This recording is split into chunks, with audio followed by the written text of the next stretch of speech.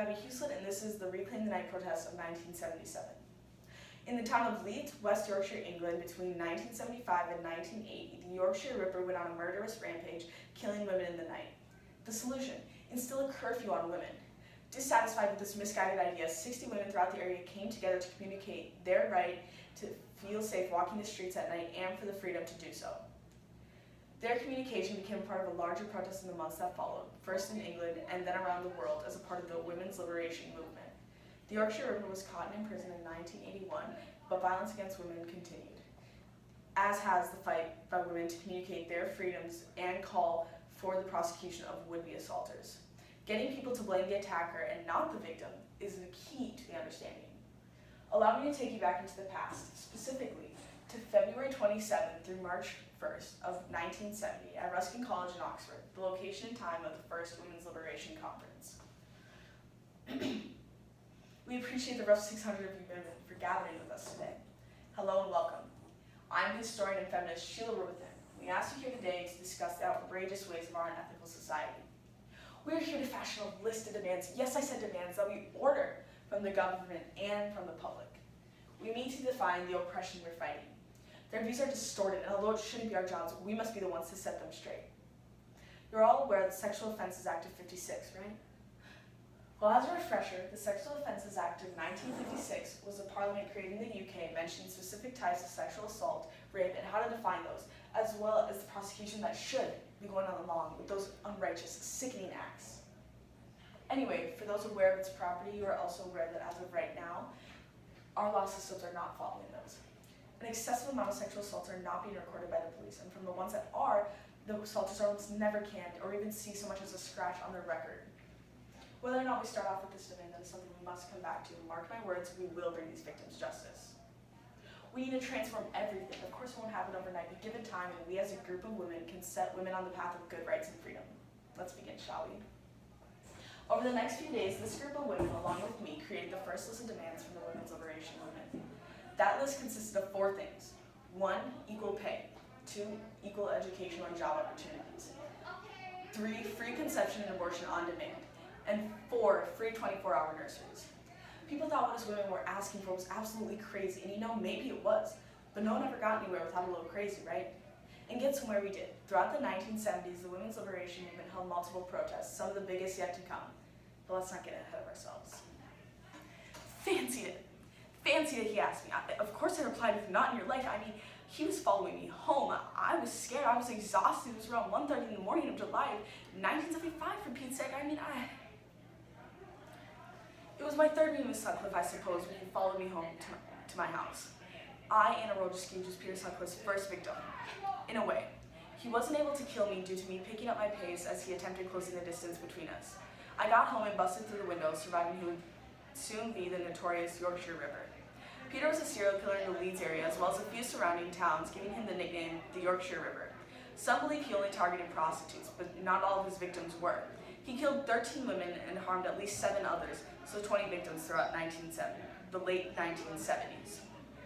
And to make the situation worse, the police blamed me, us, told us it was our fault, as if we went up to him and flat out asked him to follow us home.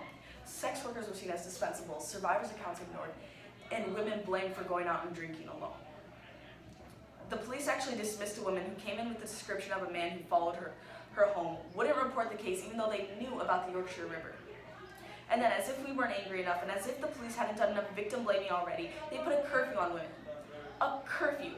The police told us not to go out past dusk or before dawn. We're not children. They made our homes a prison, said we weren't supposed to leave. That's how he was going to get us, in the night. In the hours where some of us actually worked to support ourselves, or the only time to get a drink after a long day. The night was supposed to give a feeling of freedom, and they took that from us. So, 60 women throughout the area came together to do what any good woman sensible woman would do. They stood up. They fought back through protests, communicating their need for freedom in the night by marching down North Street in Leeds, West Yorkshire on November 12, 1977. We got the idea for this protest from a similar one in Rome last year. However, their protest was formed around the spike in reported rapings. Yes, our protest was formed a lot around that too, but to put it plainly, it was mainly around the idea of being safe in the night and, due to the curfew, the right to be out in the night in general. I, Al Garthwaite, was one of the 60 women who attended the first Reclaim the Night protest in Leeds, West Yorkshire. We marched on November 12th of 1977, holding small posters and chanting. It was brilliant, really. We owned the street. At first, it all felt hopeless, like we weren't getting anywhere. But we were. It didn't entirely show at first, as the Yorkshire River hadn't been caught and the curfew technically wasn't lifted. But as we held more marches, we slowly grew in size. A lot of people were afraid to attend our marches. The Yorkshire Ripper hadn't been caught yet. It had killed more women, and although I hate to say it, we weren't helping us either because we were chanting things like, all men are potential rapists, and it could be your husband or son. The protest got pretty violent at times, and it showed in the papers. We were our own. We made it hard for other people to support us. But yet, luckily for us, people saw past that, and the protests started spreading, finding themselves in Australia, and in as quick as a year, in 1975, the Reclaim the Night protest inspired Americans to start their own protest, named the Take Back the Night protest. It was amazing to see that we were starting something, but it was also terribly sad to know that other women feared their bodies would be taken advantage of while stars filled the sky. The protest became a part of the women's liberation movement shortly after, and the Yorkshire Ripper was caught on January 2nd in 1981. Technically, we won't know how many potential victims he had with all the dismissed cases.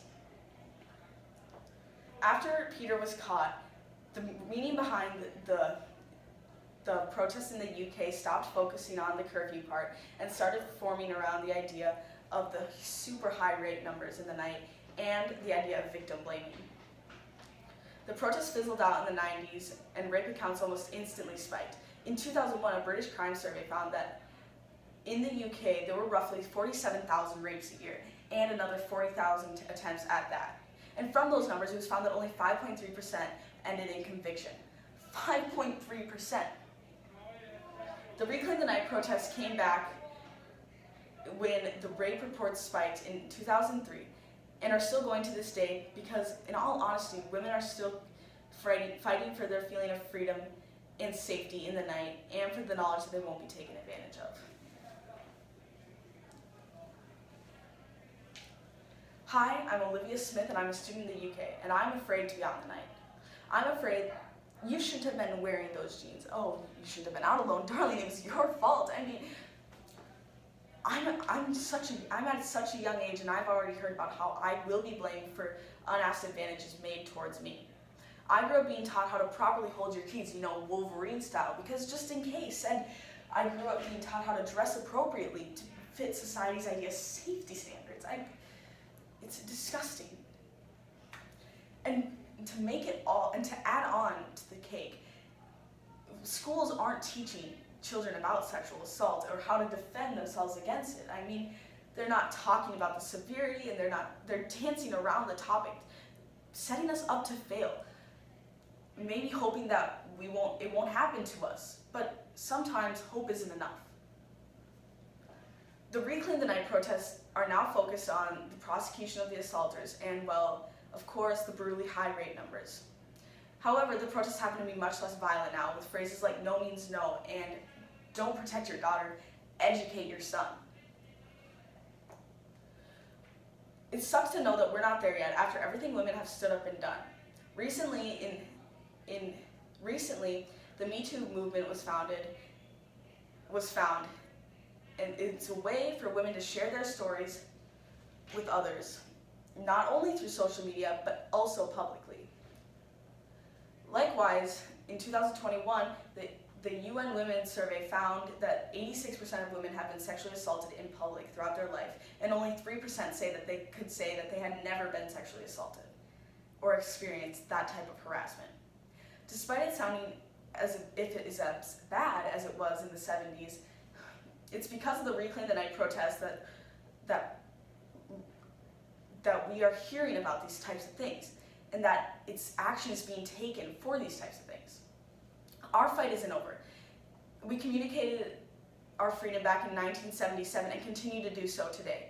People have come to a better understanding, but victims are still being blamed. To this day, we are reclaiming the night, yes, but it's more than that now.